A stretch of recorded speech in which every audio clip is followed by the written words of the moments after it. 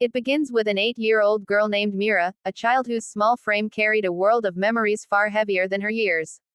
As she walked onto the stage of America's Got Talent, the stadium lights glowed brighter than anything she had ever seen, yet her heart remained anchored to the quiet darkness of the past she carried with her.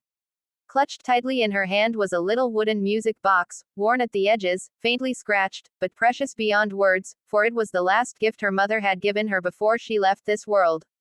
2 years had passed since that day, yet grief lingered around Mira like a quiet shadow, following her to school, to sleep, and now, to the biggest stage of her life. The audience saw only a tiny girl with trembling hands, the judges saw only a nervous child, but what they could not see, what no one could see, was the enormous battle happening inside her chest. How do you sing when the one who taught you to love music is no longer here? How do you breathe when every breath feels like a reminder of loss? How do you stand under bright lights when your heart has lived in darkness for so long? These were the questions swirling inside Mira as she stood on that stage, trying to hold herself together, trying to remember why she agreed to be here at all. Her father, sitting anxiously at the side of the stage, watched with eyes full of hope and heartbreak. He had enrolled her in the competition not because he wanted fame or applause, but because he believed, deep in his soul, that she needed to find her voice again. He had spent countless nights sitting by her door, hearing her cry silently, afraid that speaking her pain out loud would somehow make it more real. But one evening, when he found her holding her mother's music box close to her chest, humming the soft melody with a voice so small it seemed ready to disappear, he realized something profound. His daughter wasn't done singing, she was simply waiting for a moment strong enough, brave enough, sacred enough to let her heart speak. And today was that moment. As Mira stood beneath the towering lights, her legs shook, her throat tightened, and tears gathered at the corners of her eyes, threatening to spill. She could feel hundreds of eyes watching her, thousands of breaths holding still, and millions of expectations forming silently in the air. The judges smiled warmly, but even their kindness felt too overwhelming. Simon Cowell leaned forward gently and asked her name, and her voice, barely a whisper, carried it across the stage. When he asked what she would be performing, she swallowed hard and answered, "A song, for my mom." That simple sentence pulled a wave of emotion through the room, like a silent tide touching every heart present. The audience softened, the judges leaned in, her father covered his mouth, fighting back tears. The music began, a soft, delicate instrumental that felt like sunlight filtering through a window, and Mira closed her eyes. In that moment, she wasn't standing on a stage anymore. She was back in her small bedroom, sitting beside her mother, watching her wind the music box, listening to the melody that had become her comfort. She remembered her mother's voice, soft and warm, telling her, "Sing with your heart, Mira. God listens even when the world doesn't." The memory wrapped around her like a warm blanket, and for the first time since her mother's passing, she felt something she had thought she lost forever: peace. Her lips parted, and the first note escaped her trembling mouth. It wavered like a flickering candle flame, fragile yet alive. The second note carried more strength, and the third even more, until her voice began to flow, not just as sound, but as emotion, as prayer, as healing. Every word she sang was a confession of her loneliness, every breath a testament to her strength, every note a conversation with heaven. The audience could feel it. Their eyes widened, their hearts tightened, their breaths deepened. They weren't listening to a performance, they were witnessing a child pour out the contents of her soul. Mira's voice grew steadier, warmer, fuller, and soon the trembling had vanished, replaced by an almost angelic clarity that rose above the stage and touched every corner of the room. Some people began to cry silently, others clutched their hands to their chest, and at least one judge wiped away tears openly. For in her small voice, they heard something rare and powerful: resilience born from grief, courage born from pain, and faith born from love that never died. Halfway through the song, something extraordinary happened. Mira felt warmth spreading across her shoulders, as if someone had wrapped a gentle arm around her. She felt a presence, not seen, not heard, but deeply felt, like the soft whisper of a familiar embrace.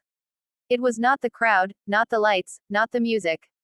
It was something sacred, something divine, a moment where heaven seemed to lean closer, where the unseen made itself known in the most delicate, indescribable way. Mira did not understand it fully, but her heart recognized it instantly. It felt like her mother was there, standing beside her, guiding her voice, lifting her spirit, reminding her that love never truly leaves, it simply changes form. Tears slid down Mira's cheeks, but she didn't stop singing. In fact, her voice grew even stronger, filled with a purity and innocence that left the entire stadium in awe. The lights above her seemed to glow softer, the stage around her seemed to breathe, and every person watching felt as if they were witnessing something holy. The music swelled, building toward the final verse, and Mira lifted her chin, letting her last notes soar like a prayer released into the sky. When the final note faded, an almost sacred silence filled the arena. It lasted only a few seconds, but it felt like time itself paused to honor her. Then, suddenly, the audience erupted into applause, loud, thunderous, overwhelming. People rose from their seats, clapping, cheering, crying. The judges stood, giving her a standing ovation. Cameras flashed. Hands clapped over hearts. And Mira, the little girl who once believed her voice had died with her mother's passing, stood in the center of it all, surrounded not by grief, but by love. She looked toward her father, who had tears streaming down his face, and without thinking, she ran into his arms. He held her tightly, whispering, "I'm so proud of you, so proud." She whispered back, "Daddy, I felt her. I felt Mom." He nodded, pressing his forehead to hers. "She's always with you," he said softly. "Always." Then Simon Cowell stepped forward. His eyes were red, his voice softer than usual.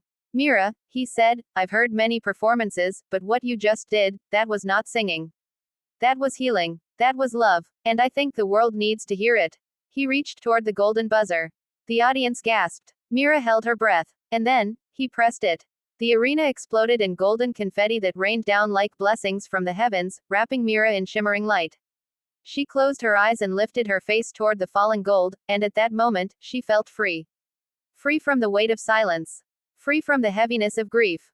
Free from the fear that had held her captive for so long.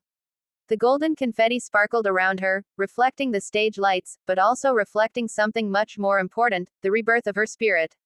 This moment wasn't just a celebration. It was transformation. A moment where pain turned into purpose, where a child learned that even the smallest voice can carry the greatest message, where a broken heart discovered it could beat again with the help of faith.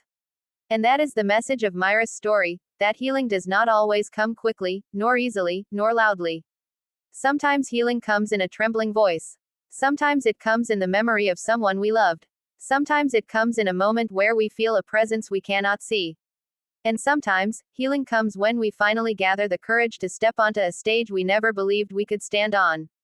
Mira's song did more than move hearts, it reminded every listener that grief is not the end of love, that silence is not the end of hope, and that faith can lift even the smallest soul from the deepest darkness. So as you finish this story and return to your own life, remember this: your voice matters, even when it shakes, your story matters, even when it hurts, and your heart matters, even when it feels broken. Because somewhere, in ways we may never understand, love continues. God listens. And hope waits patiently for us to rise. Thank you for listening to this beautiful journey, and once again, welcome back to Kind Tales. Please subscribe and like this video, and stay with us for more stories that touch the heart and awaken the spirit.